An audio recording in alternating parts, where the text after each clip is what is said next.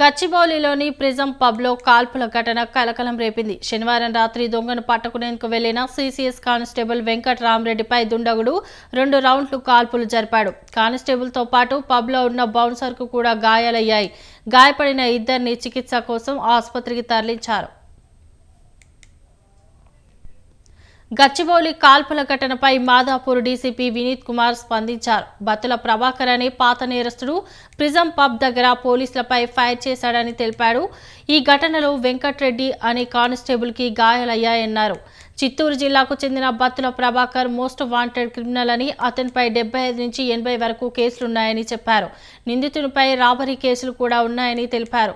2023 November నుంచి ప్రభాకర్ పరారీలో ఉన్నాడు. ఈ క్రమంలోని ప్రభాకర్ గచ్చిబౌలిలోని ఓ పబ్కు వచ్చాడని సమాచారంతో పోలీస్ సిబ్బంది అక్కడికి వెళ్లారని చెప్పారు.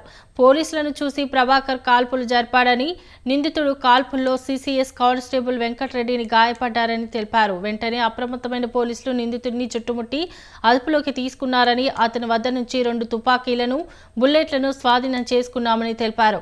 గాయపడిన కానిస్టేబుల్ ఆరోగ్య పరిస్థితి నిలకడగా ఉందని, దర్యాప్తు తర్వాత మరిన్ని విషయాలు వెల్లడిస్తామని డీసీసీ వినీత్ పేర్కొన్నారు.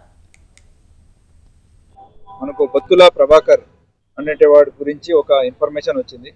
దానికి మన సిసిఎస్ టీం ఇమీడియట్గా అక్కడ వెళ్ళడం జరిగింది, ప్రిజం పబ్ దగ్గర.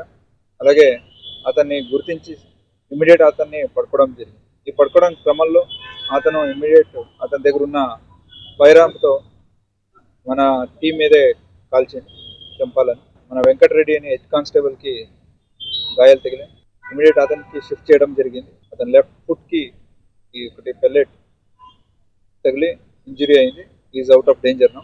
అలాగే ఈ బొత్తుల ప్రభాకర్ అని ఎవరున్నా అతన్ని అప్రహెండ్ చేయడం జరిగింది. అతని మీదే దాదాపు ఒక 80 నుంచి 70 వరకు కేసెస్లు ఉన్నాయి. మన తెలంగాణ అండ్ ఆంధ్ర 2 రాష్ట్రంలో. ఇతను HB by night